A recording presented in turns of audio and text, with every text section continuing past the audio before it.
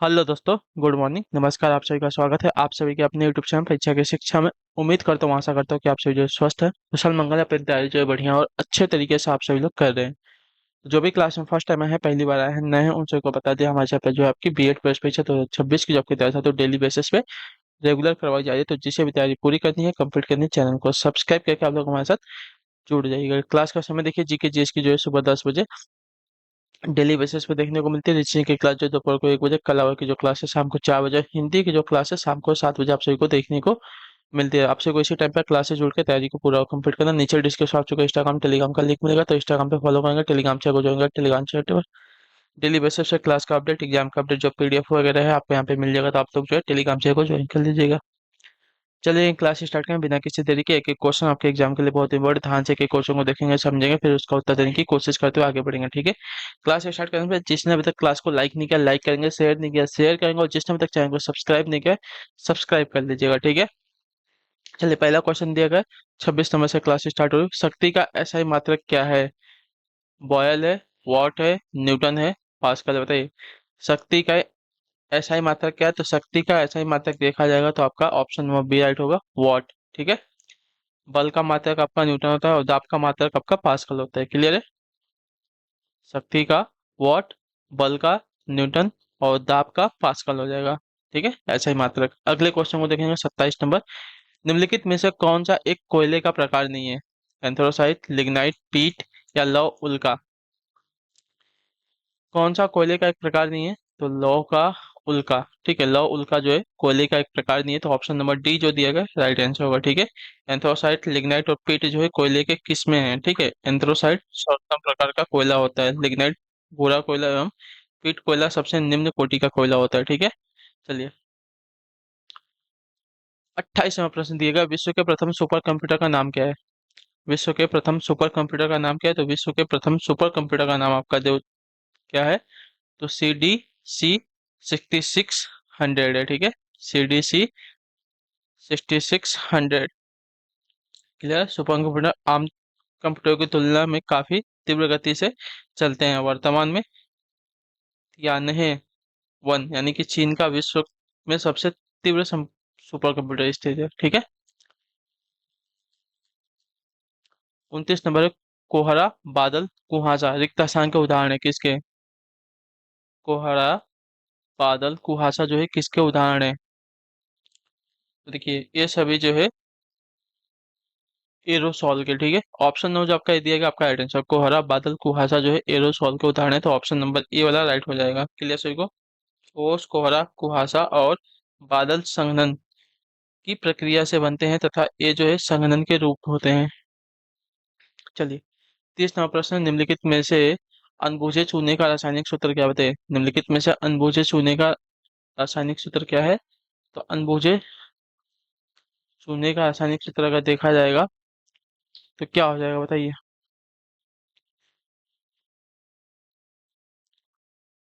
तो अनबुझे चूने का रासायनिक सूत्र आपका CaO होता है। ठीक है। CaO। तो ऑप्शन नंबर जो डी दिया गया आपका राइट आंसर हो जाएगा। चलिए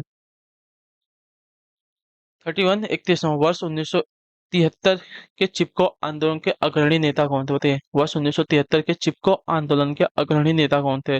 संभाजी बाबा आमटे, सुंदरलाल बहुगुणा या मेधा पाटकर? तो देखिए वर्ष 1973 के चिपको आंदोलन के अग्रणी नेता आपके सुंदरलाल बहुगुणा थे। ऑप्शन नंबर जो आपका सी दिया गया राइट आंसर हो जाएगा। ठीक है। क्लियर सभी को। यह आंदोलन जो है गढ़वाल यानी कि उत्तराखंड में हुआ था। ठेकेदारों द्वारा काटे जा रहे वृक्षों से चिपककर महिलाओं ने इस आंदोलन का बहादुरी से परिचय दिया था। ठीक है। चलिए अगले क्वेश्चन को देखेंगे क्या दिया गया है। 32 नंबर। एडवर्ड जेनर ने निम्नलिखित में से किस बीमारी के टीके की खोज की थी बताइए?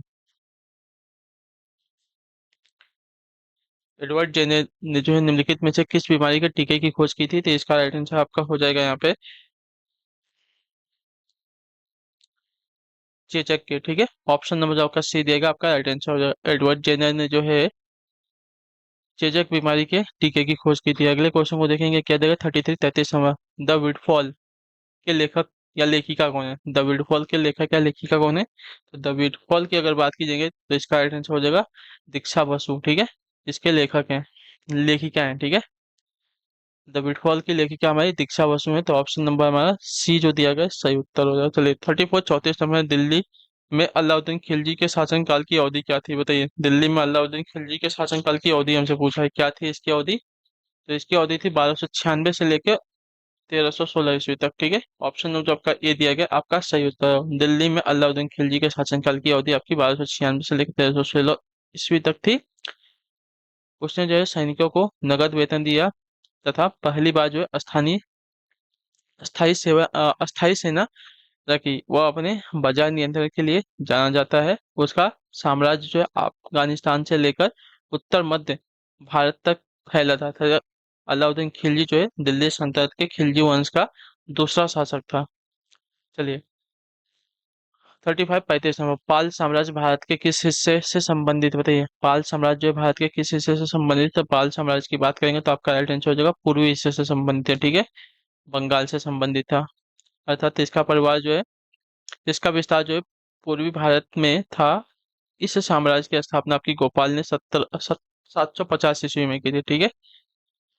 और इस वंश के शासक धर्मपाल ने विक्रमशिला विश्वविद्यालय की स्थापना की तथा देवपाल इस वंश का प्रसिद्ध शासक था, ठीक है। पाल साम्राज्य की स्थापना किसने की, गोपाल ने की थी 750 ईस्वी में, ठीक है। धर्मपाल विक्रमशिला की स्थापना की थी उसने। और देवपाल जो है इस वंश का प्रसिद्ध शासक था। क्लियर सभी के बारे में। चलिए अगला क्वेश्चन देखेंगे आपका है 36 नंबर। अंडो फंक्शन का कीबोर्ड शॉर्टकट क्या है, बताइए। अंडो फंक्शन का कीबोर्ड शॉर्टकट क्या है, तो कंट्रोल प्लस वी, ठीक है। तो ऑप्शन नंबर जो आपका बी दिया गया आपका right answer. Control plus B नहीं, सॉरी, कंट्रोल प्लस जेड होता है। कंट्रोल प्लस जेड होता है अंडू फंक्शन का, ठीक है। कंट्रोल प्लस जेड होता है, मतलब कोई चीज हमसे डिलीट हो गई है वर्ड में या कहीं पे भी लिखते हुए, ठीक है, कंप्यूटर पे, तो उसको वापस हम रिवर्स कर सकते हैं कंट्रोल प्लस जेड करके, ठीक है। चलिए कंट्रोल प्लस वी का योग पेस्ट करने के लिए करते हैं, कंट्रोल प्लस सी का योग कॉपी करने के लिए करते हैं, और कंट्रोल प्लस यू का उपयोग जो है रेखांकित यानी कि अंडरलाइन करने के लिए किया जाता है। चलिए अगला क्वेश्चन 37 नंबर, खां निम्नलिखित में से किस राजवंश से संबंधित था। खिज्र खां जो है निम्नलिखित में से किस राजवंश से संबंधित था, तो खिज्र खां जो है सैयद वंश से संबंधित है, ठीक है। ऑप्शन जो हमारा सी दिया गया आपका राइट आंसर हो जाएगा। क्लियर सभी को इसके बारे में। चलिए खिज्र खां जो है आपका सैयद वंश से संबंधित था। अगले क्वेश्चन को देखा जाएगा है 38 38 नंबर, एक दिवसीय क्रिकेट विश्व कप 2023 का मेजबान देश है कौन सा, बताइए। 2023 के मेजबान देश बता रहा है क्रिकेट विश्व कप का, तो इसका राइट आंसर आपका हो जाएगा साथियों यहाँ पे भारत, ठीक है। ऑप्शन जो ये दिया गया आपका राइट आंसर है। चलिए 39 39 नंबर है, निम्नलिखित में से कौन सा उच्चतम पर्वत शिखर गैर एशियाई है, बताइए। निम्नलिखित में से कौन सा उच्चतम पर्वत शिखर जो है गैर एशियाई है, तो इसका राइट आंसर आपका यहाँ पे दिया गया है ऑप्शन नंबर डी, एकांका गुआ पर्वत, ठीक है। एकांका गुआ पर्वत जो है उच्चतम पर्वत जो है शिखर है, जो कि गैर एशियाई मतलब एशिया का नहीं है, ठीक है। चलिए एकांका गुआ पर्वत, चलिए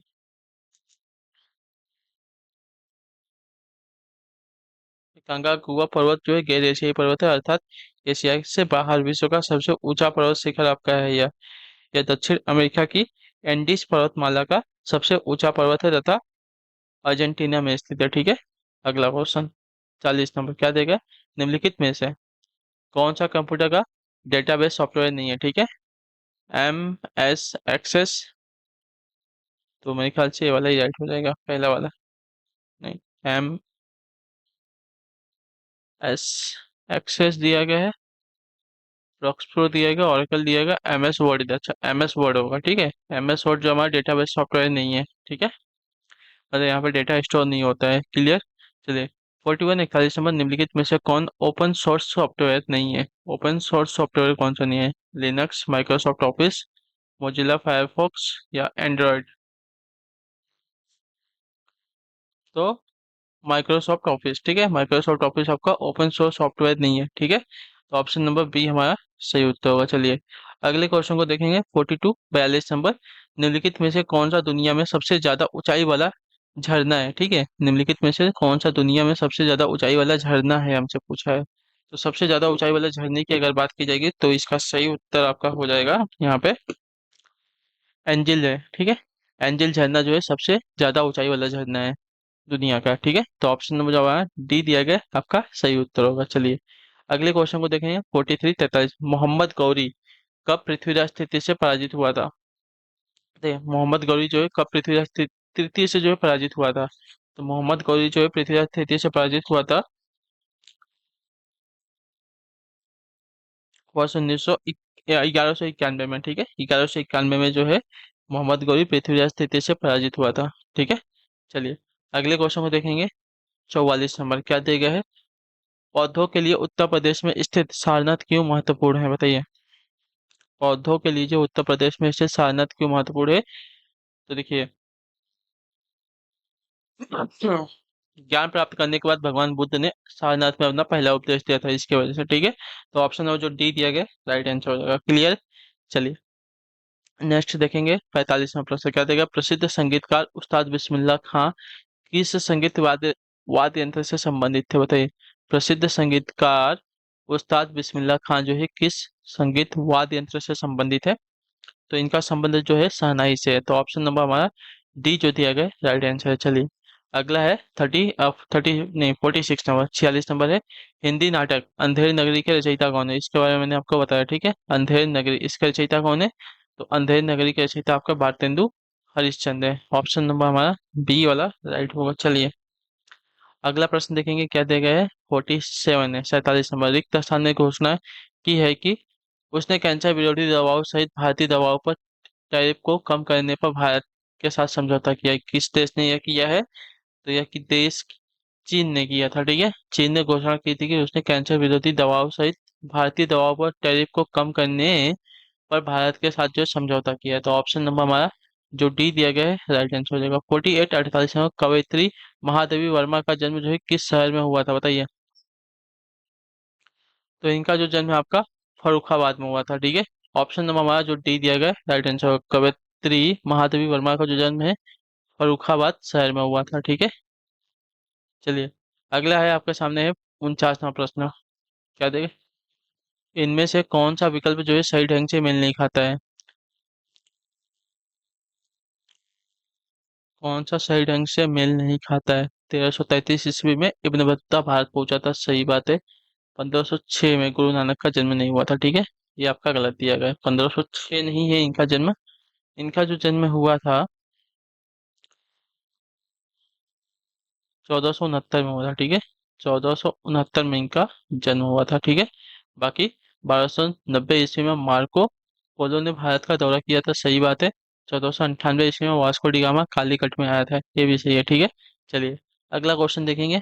50 नंबर आखिरी क्वेश्चन। इनमें से किस महाद्वीप में सवाना घास के मैदान नहीं है, बताइए। इनमें से किस महाद्वीप में सवाना घास के मैदान नहीं है। तो देखिए सवाना घास के मैदान की अगर बात करेंगे तो आपका राइट आंसर हो जाएगा यूरोप में नहीं है, बाकी अफ्रीका अमेरिका ऑस्ट्रेलिया में है, ठीक है। तो ऑप्शन नंबर हमारा जो बी दिया गया है राइट आंसर होगा। चलिए इसी के साथ जो क्लास है आज की यहीं पे पूरी होती है, कंप्लीट होती है। उम्मीद करता हूँ क्लास अच्छी लगी। पसंद है अपना जो फीडबैक है क्लास का नीचे कमेंट दीजिए। क्लास अच्छी लगेगी लाइक कीजिएगा, चैनल पे पहली बार चैनल को सब्सक्राइब कर लीजिएगा। और अगर आपका कोई डाउट कोई क्वेश्चन कोई क्वेरी होगा नीचे कमेंट में पूछ लीजिएगा, ठीक है। या तो इंस्टाग्राम पे आके आप तक पूछ सकते हैं। अपना रिवीजन आप लोग जारी रखेंगे, ठीक है। तो आप सभी से मिलते हैं हम आपकी अगली क्लास है। तब तक के लिए टाटा बाय बाय, जय हिंद जय भारत। आपसे क्लास से जुड़ने के लिए बहुत बहुत ही धन्यवाद साथी।